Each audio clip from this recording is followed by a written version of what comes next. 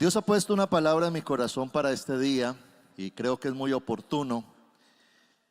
Y el título que le he puesto es: una iglesia que pierde su pasión por evangelizar, pierde su esencia. Y quizás a este título le podríamos cambiar el nombre iglesia por cristiano o por hijo de Dios. Porque un hijo de Dios que pierde su pasión por evangelizar está perdiendo su esencia. Yo creo que cada uno de nosotros hoy estamos aquí producto de la oración de alguien. Todos estamos aquí producto de que alguien nos compartió de Cristo. Cuando yo nací en un hogar cristiano. A pesar de eso, en mi adolescencia me alejé de Dios, me aparté, me fui al mundo. Pero hubo mucha gente orando por mí. Y recuerdo cuando tuve mi encuentro personal con Dios, fue un momento que cambió totalmente mi vida. Porque hay momentos donde el velo cae, donde nuestro corazón está preparado y Dios usa a alguien. Normalmente lo hace así. Dios usa a una persona, a un hombre o a una mujer para ser el vehículo de salvación para alguien más. Y creo que todos estamos aquí gracias a la oración de alguien, a que alguien nos compartió, nos invitó, nos enseñó. Y Dios usó esas personas para que nuestra vida fuera transformada. Cuando Jesús le habló a sus discípulos, ahora nosotros, Jesús nos dio una asignación junto con un título. En el libro de Mateo, en el capítulo 5, verso 13, Jesucristo nos dice: ustedes son la sal de la tierra. Pero ¿para qué sirve la sal si ha perdido su sabor? Pueden lograr que vuelva a ser salada, la descartarán y la pisotearán como algo que no tiene valor. Y es interesante esa comparación que hace Jesús diciendo: ustedes son la sal.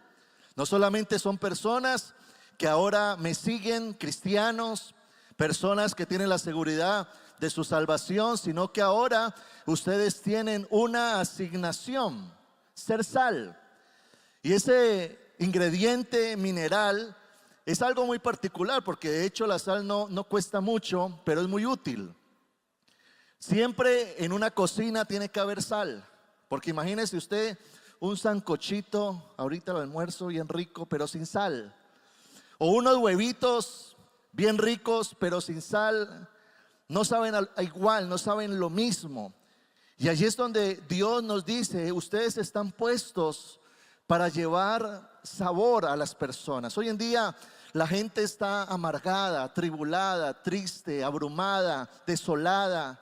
Mire cómo hoy en día la gente corre a los hospitales por ansiedad, por preocupaciones, por enfermedades mentales. La gente anda desesperada.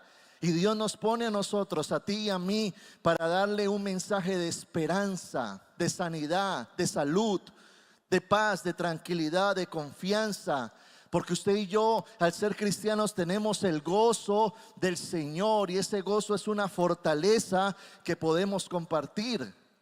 La sal también, más que todo en el tiempo antiguo, tenía una utilidad muy funcional, porque no habían refrigeradores. Entonces envolvían la carne envuelta de mucha sal, y la sal preservaba para que la carne no se descompusiera. Y qué interesante que Jesús dice: ustedes son la sal. Yo creo que usted y yo somos los que detenemos los planes del diablo, detenemos el obrar de Satanás. ¿Qué pasaría si la iglesia no estuviese en la tierra en este tiempo? Yo creo que es la iglesia la que detiene la obra satánica, porque Satanás tiene planes con familias, con personas. Satanás coge a un individuo y lo quiere destruir. Por eso lo incita a la droga, al vicio, a la destrucción, al adulterio, para destruir su casa, su hogar, su relación. El plan del diablo es destrucción. Pero Dios ha puesto la iglesia, porque cuando una persona recibe a Cristo, se acaba el plan del diablo en él. Ya el diablo no puede destruirlo. Ahora empieza una etapa de restauración. Y qué interesante, porque la sal también se usa para sanar heridas. Cuando hay infección, la sal sirve. Por eso usted y yo estamos para restaurar vidas, para curar, para animar, para consolar, para enseñar. Usted y yo estamos para hacer luz, para hacer sal en un tiempo donde hay un mundo que se está descomponiendo y Dios necesita levantar una iglesia poderosa, y esa iglesia somos usted y yo. Pero ¿qué pasa cuando la sal pierde su sabor? Se vuelve inútil. Y la sal pierde su sabor cuando se mezcla con otros minerales. Entonces se vuelve insípida. Cuando la sal se mezcla con otras cosas, ya es inútil, ya se tiene que botar porque no sirve.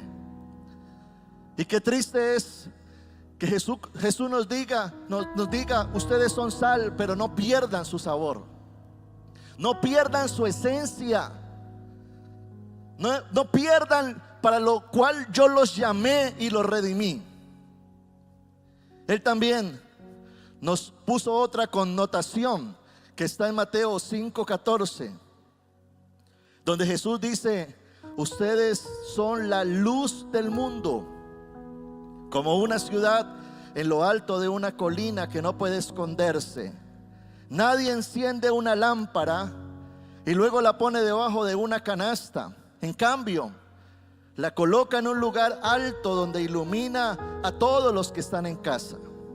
De la misma manera, dejen que sus buenas acciones brillen a la vista de todos. Repito eso: dejen que sus buenas acciones brillen a la vista de todos, para que todos alaben a su Padre Celestial. En otras palabras, está diciendo: yo te puse para brillar, para resplandecer, para hacer influencia. Dios necesita una iglesia en este tiempo relevante. Dios te necesita a ti, allá en casa, en tu lugar de labores, donde tú te mueves, no de incógnito, sino que tu luz resplandezca. Por eso es tan importante tu testimonio, lo que hablas, lo que dices, lo que vives, porque hay gente que te observa.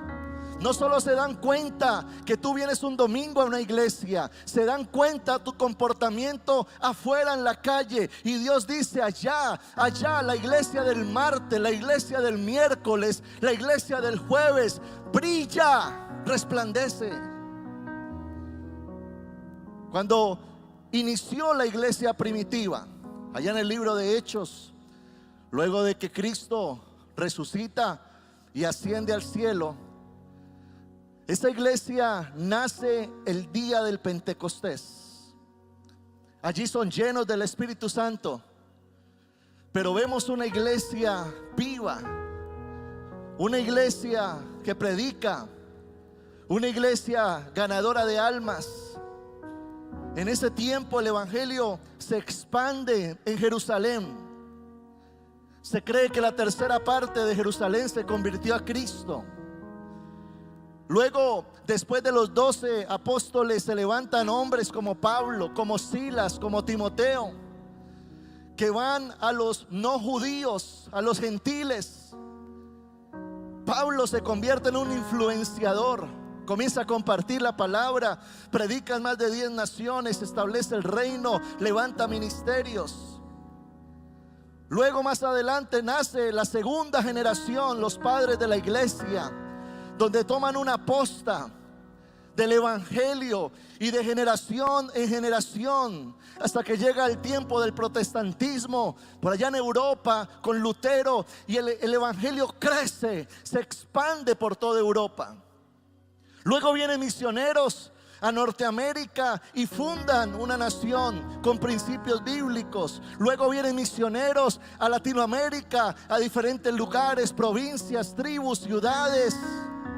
Por eso hoy en día vamos a pueblitos o nos metemos por allá al Cauca y Y usted comienza a ver una iglesia, otra iglesia, otra iglesia, en diferentes ciudades, caseríos, regiones, porque hubo gente que ha tomado la posta, que ha entendido su comisión, su asignación, y que han dicho: yo quiero ser un instrumento para la gloria de Dios. Hoy usted y yo estamos aquí porque alguien pagó el precio, porque alguien tomó una posta que hoy nos la entrega a nosotros. Y Dios hoy quiere usarte, levantarte, bendecirte, promoverte, para que a través de ti mucha gente llegue al conocimiento de Dios. ¿Cuánto le dan un fuerte aplauso al Señor por eso?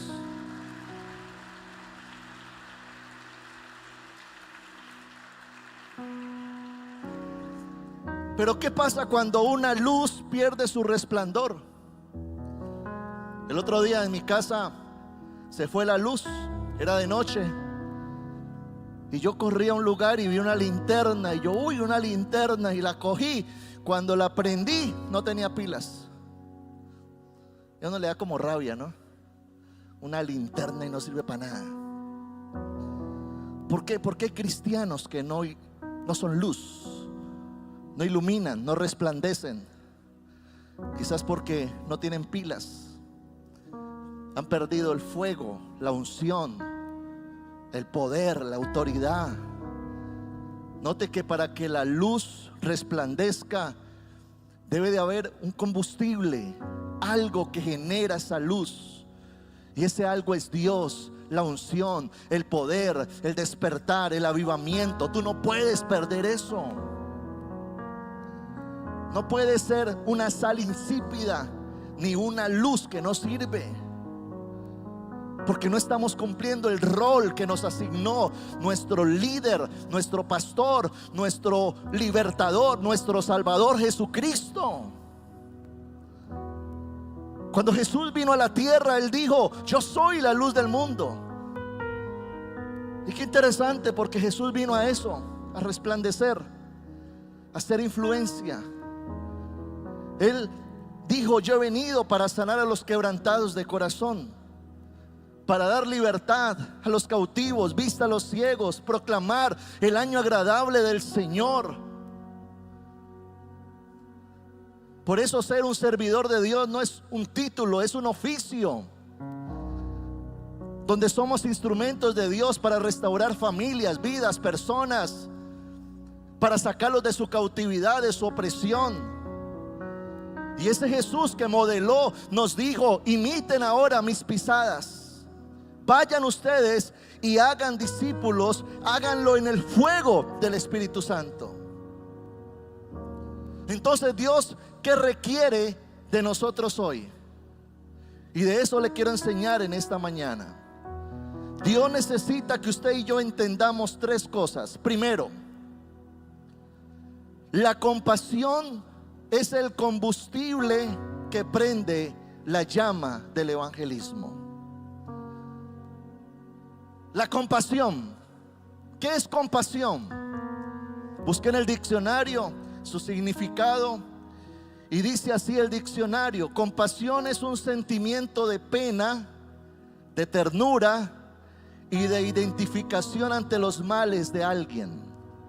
Según la Biblia, la compasión es un sentimiento de empatía y de comprensión por el sufrimiento de los demás, que lleva a ayudar a aliviar ese sufrimiento. La compasión debe de ser la verdadera motivación del evangelismo. No se trata de llenar una casa de gente, no se trata de llenar un servicio y tomar fotos. Se trata de ganar almas, arrebatándoselas de las garras de Satanás y estableciéndolas en el reino de la luz. Ahora, la motivación correcta debe de ser algo que nace en el corazón del Hijo de Dios, un corazón que imita a Jesús. En Mateo capítulo 9, verso 36 se menciona esa palabra. Dice la Biblia que Jesús, al ver las multitudes, tuvo compasión de ellas, porque estaban desamparadas y dispersas como ovejas que no tienen pastor. Jesús, al ver, tuvo compasión, tuvo dolor. Muchas veces nosotros, al mirar todo lo que ocurre, en vez de tener compasión, ¿sabe qué es lo opuesto a la compasión? Lo opuesto es indolencia. Ya no hay dolor, hay una frialdad. Una frialdad en el corazón, donde ya las cosas se nos vuelven paisaje. Vemos las noticias, lo que se está viviendo en la sociedad, lo que está pasando en las calles. Esa gente que nos rodea, cómo está. Pero no hay un dolor en nuestro corazón que nos motive realmente a movernos a hacer algo. Hoy la sociedad se está descomponiendo. ¿Por qué Cristo nos puso en este tiempo? ¿Por qué llegó a nuestro corazón? ¿Por qué comienza Él a poner esta carga en ti? Porque Dios nos quiere usar. Porque Dios quiere que usted y yo veamos las personas como Él las ve. El otro día fui y era la hora del almuerzo. Pedí un cuarto de pollo, me senté a almorzar, estaba solo. Y comencé a dejar los huesitos, ¿no? Y como tenía hambre, esos huesitos quedaron solo huesitos. Pero yo veía a un señor por allá que me miraba y me hacía señas. Y ya tenía yo los sobrados allí, cuando el Señor se me arrima y me dice: deme los sobrados, deme los sobrados. Y yo lo miro y le digo: pero ahí no hay nada, ahí no hay nada. Me dice: no, démelo, es para el perro, me dice, es para el perro. Y yo: bueno, para el perro que chupe hueso. Se lo di. El Señor salió. Cuando yo me asomo y está en una esquinita comiéndose el hueso, yo lo miro y yo: wow, eso me tocó el corazón. Llamé al mesero y le dije: llévele a ese señor un almuerzo. No le diga que es de parte mía, lléveselo. Después salí, lo vi comiendo, despedazando ya la carne. ¿Cómo está la sociedad hoy en día? Es una realidad. Hogares destruidos, vidas deshechas, personas vacías. ¿Qué pasaría si Cristo decidiese llegar hoy a las 3 de la tarde y que el mundo se acabara? Que mañana o en un instante fuera el juicio final. ¿Cuál sería el destino de tus hijos o de tus padres o de la gente con la que vives o el que trabaja contigo? Por lo menos que no nos quede la responsabilidad de que no lo hicimos. Por lo menos que le digamos al Señor: hice la labor de la atalaya, yo toqué la trompeta, yo le avisé, le enseñé, oré por él, hice la tarea. Él en su libre albedrío no lo decidió. Pero Señor, no me culpes a mí por indolente. Digámosle al Señor: Señor, pon un corazón como el que tú tienes. Salgamos de esa mentalidad egoísta donde solo pedimos para nosotros. Está bien que Dios te quiere bendecir, que estés bien, ayudar tu casa, tu familia, tu economía, tu salud, pero esa es tu realidad doméstica. Hay otra realidad de reino externa donde Dios está interesado y quiere usarte. Quizás implique salir de la zona de confort. Quizás implique dedicar tiempo o dinero, no sé qué. Pero sencillamente, como decía Pablo, me es impuesta necesidad predicar el evangelio del reino. Usted y yo no solo fuimos conocidos por Dios para ser salvos, fuimos también llamados por Él para ser instrumentos de bendición a otras personas. ¿Cuánto lo creen?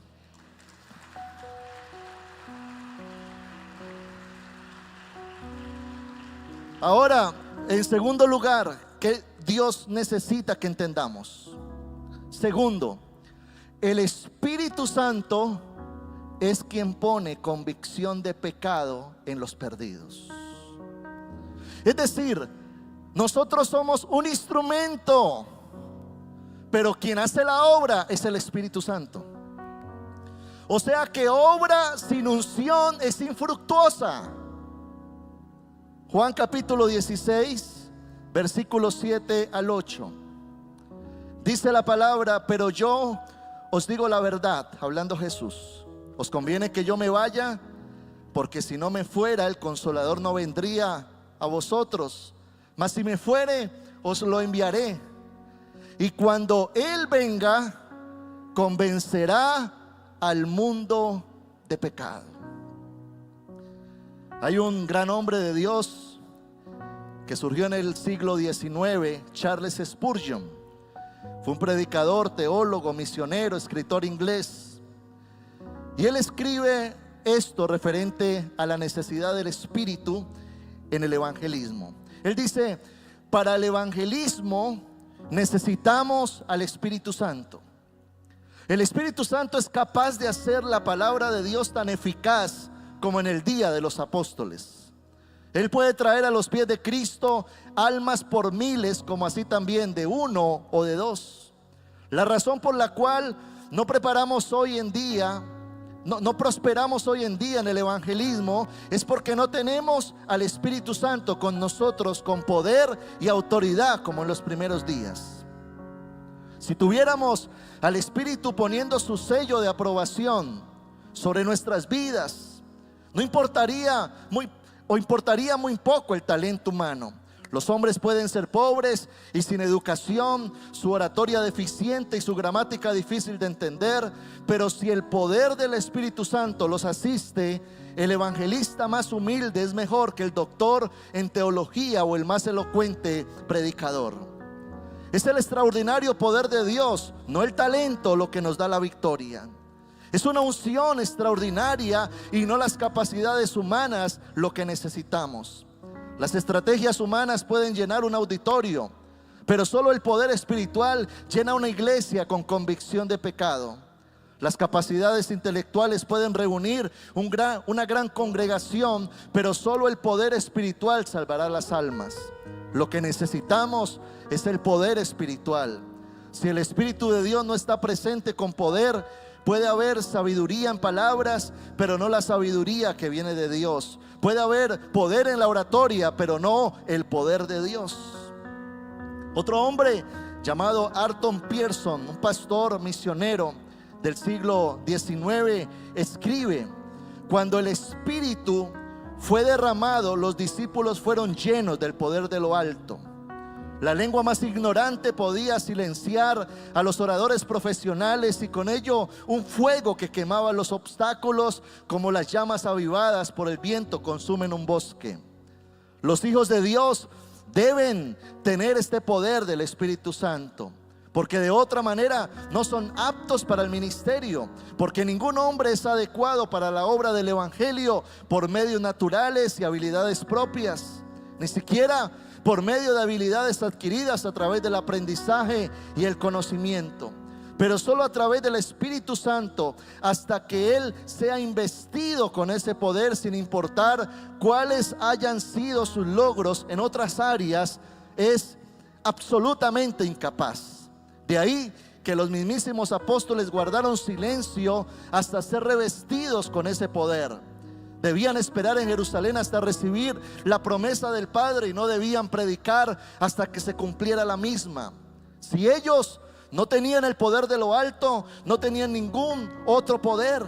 De igual manera como los ministros del evangelio carecen de poder terrenal, tienen la necesidad de tener el poder del Altísimo. Como no tienen poder en la carne y de parte de los hombres, entonces deben contar con el poder del cielo y que viene de Dios. Esto es el poder del Espíritu Santo descendiendo sobre ellos, o simplemente carece de todo poder. Ahora bien, esa unción, dice este escritor, para predicar, para dar fruto, solo se recibe a través de la oración. En las agonías del alma, en los dolores de parto de la oración, los días y noches pasados en una oración agonizante por las almas de los hombres, las incontables horas pasadas en intercesión, las poderosas batallas contra los poderes de las tinieblas, hasta que el cuerpo esté cubierto de transpiración. Esto es algo que va más allá de recibir solo enseñanzas, pero es lo único que producirá el fruto y hará la obra de la que estamos hablando. Son esas horas de oración victoriosas que salimos a nuestra obra con una unción poderosa, sacando la espada del Espíritu con efectos devastadores. La oración es el secreto. No existe ningún otro sustituto. Más aún, por cada trabajo hay una unción especial. Lo que está diciendo este escritor es que para usted y yo ahora servirle al Señor, llevar la salvación a nuestra casa, compartirle a otros de Cristo, necesitamos sobre nosotros un peso de su gloria. Porque una cosa es yo compartirle a alguien, pero otra cosa es que el Espíritu Santo venga sobre ese alguien, le abra su entendimiento, le haga convencerse de su pecado y de la realidad de que Dios es real para él. ¿Qué necesitamos hacer? Pagar el precio espiritual. Le hablo a los mentores, a los líderes, a tu papá de familia, mamá, que tienes un hijo inconverso, que tienes un familiar duro que no recibe de Cristo. Muchas veces hemos orado, le hemos hablado, pero desistimos, nos cansamos, flaqueamos o caemos en una indiferencia donde ya creemos que no es nuestra responsabilidad predicarle a otros. Pero Dios comienza a poner una carga en nuestro corazón. Hace un tiempo hicieron un estudio en Norteamérica y llegaron a una conclusión de que habían 7,000 iglesias en Norteamérica que en un año no habían ganado un alma para Cristo. Un año tiene 52 domingos para predicar. Multiplique cuántas enseñanzas fueron en 7,000 iglesias. Quizás sin la intención, quizás sin la unción, quizás sin el poder o sin la asignación.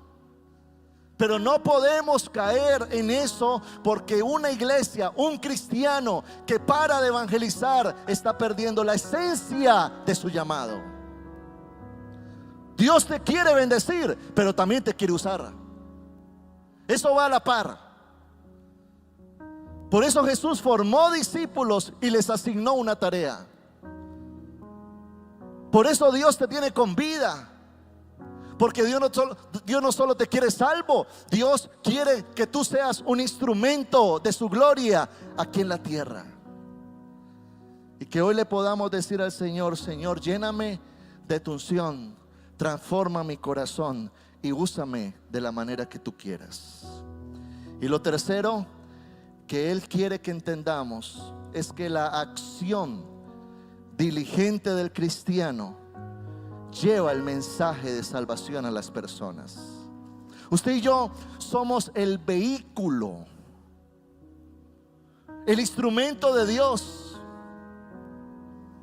Dios te pone en el momento y con la persona que Él quiere para usarte y para traer a la vida de esa persona salvación. Me gusta lo que dice Romanos capítulo 10, versículo 2, hablando el apóstol Pablo.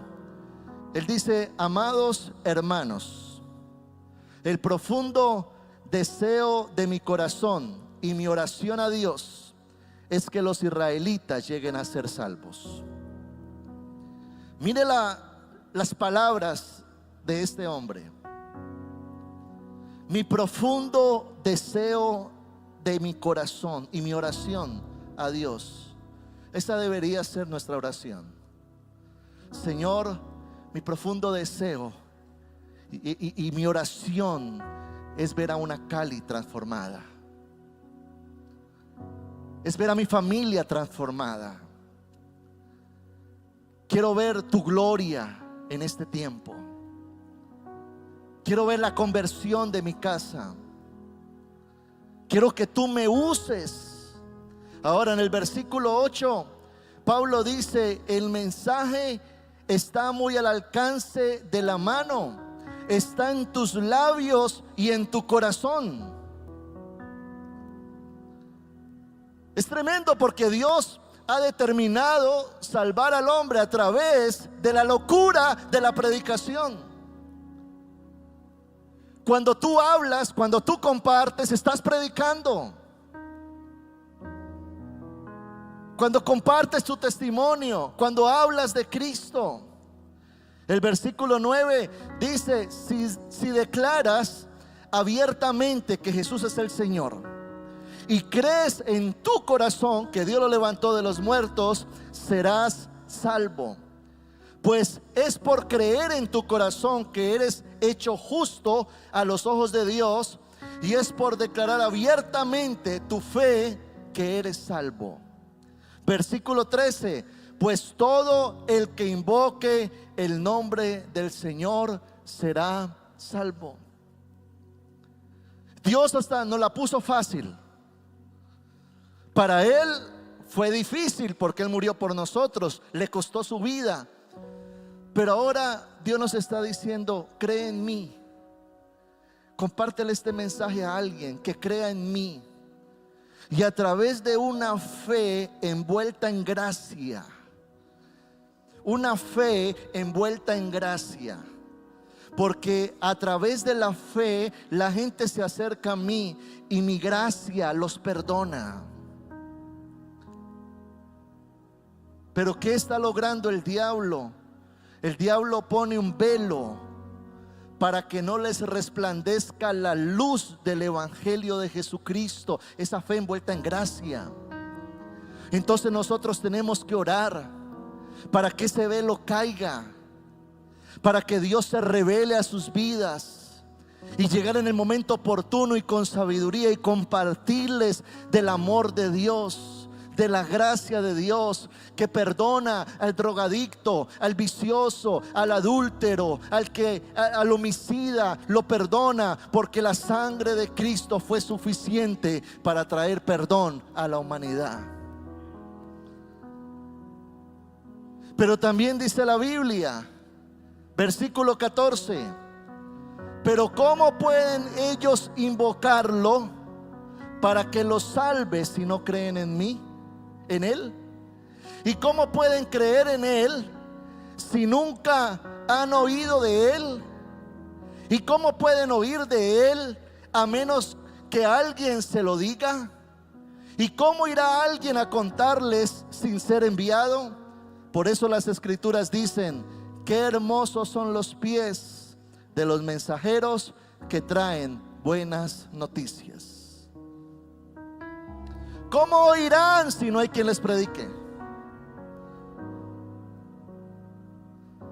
Por eso la movilización que estamos haciendo para dentro de 15 días es activar la iglesia en su función evangelística, en un rol que cada uno de nosotros tenemos y una responsabilidad, no con tu pastor ni tu líder, es con Dios. Porque es venir un día y decir: Señor, aquí está un fruto, un alma para Cristo. Tanto que la Biblia dice que cuando un pecador se arrepiente, ¿qué pasa en el cielo? Imagínense, hay fiesta, ya también hacen fiestas. Un pecador, y ese día vamos a armarle pachanga en el cielo a Dios, porque va a haber más de uno que le está entregando su vida a Jesucristo. Uno más para Cristo, uno más para Cristo, uno más para Cristo. ¿Sabe algo? Cristo viene pronto. ¿Usted lo sabe? ¿Usted lo cree?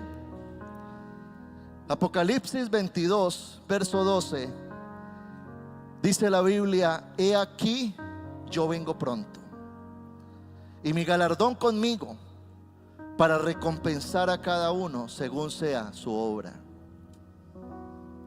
Si Dios lo dice, es en serio. No sabemos ni el día, ni la fecha, ni la hora, ni el momento, ni cómo. Pero así como Él nació una vez a través de una virgen, Él va a regresar por segunda vez, ya no de la misma forma, sino en su poder y gloria, como Rey y Señor. Todo ojo le verá.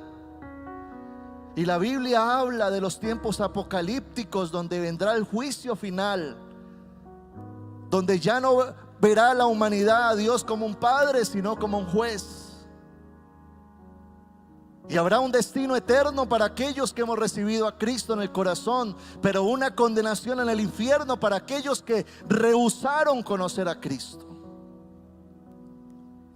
Ahora alguien me puede decir: pastor, yo vengo oyendo de que Cristo viene pronto desde que nací y no ha venido. ¿Qué dice segunda de Pedro capítulo 3 verso 9? En realidad no es que el Señor sea lento para cumplir su promesa, como algunos piensan. Al contrario, es paciente por amor a ustedes. No quiere que nadie sea destruido, quiere que todos se arrepientan.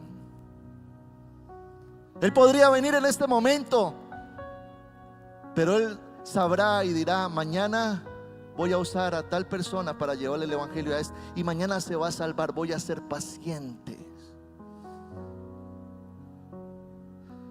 Entendamos nuestro rol, nuestro llamado. No solo estamos para ser bendecidos, estamos para ser bendición.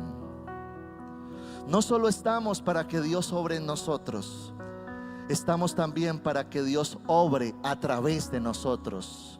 No solo estamos para que Dios nos levante, nos prospere, nos bendiga.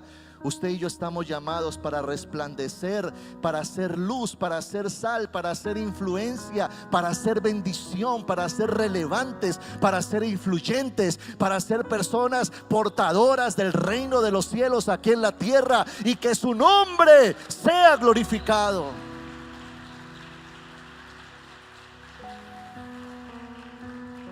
¿Sabes qué te dirá esa persona la cual tú ganes para Cristo cuando esté en el cielo? Yo creo que te estará buscando como un loco, te estará buscando desesperado. Y cuando usted lo vea correr, no piense que es una culebra que le llegó al cielo. Esa persona seguramente se tirará y te abrazará y te dirá: gracias, gracias, gracias, gracias, porque fuiste el instrumento que Dios usó para que yo estuviera aquí. ¿Y sabes qué? Mi familia, yo me la gané también para Cristo. ¿Cuánto le dan la gloria al Señor? Dale un fuerte aplauso. Déselo fuerte.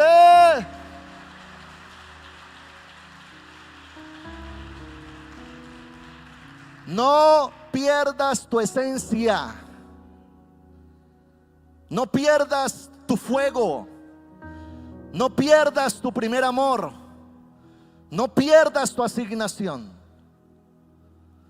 porque Él vendrá, y vendrá también con recompensa a aquellos que le servimos a Él y le damos fruto. Este es el momento de decirle eso al Señor: Señor, pon en mi corazón compasión, dame unción para predicar, pero también me voy a activar para ser un instrumento. Y ¿sabes algo? Dios va a poner en ti carga. Dios la va a poner y te va a decir: predícale a esta persona, compártele a esta persona, invita. Ahora ya no vas a ser indiferente, vas a tener el dolor que Dios tiene por esa persona, y vas a ir no solo, sino lleno de la unción del Espíritu Santo, para que cuando tú hables no seas tú, sino Él poniendo sus palabras en tu boca y transformando esa vida y ese corazón. Póngase de pie, vamos a orar.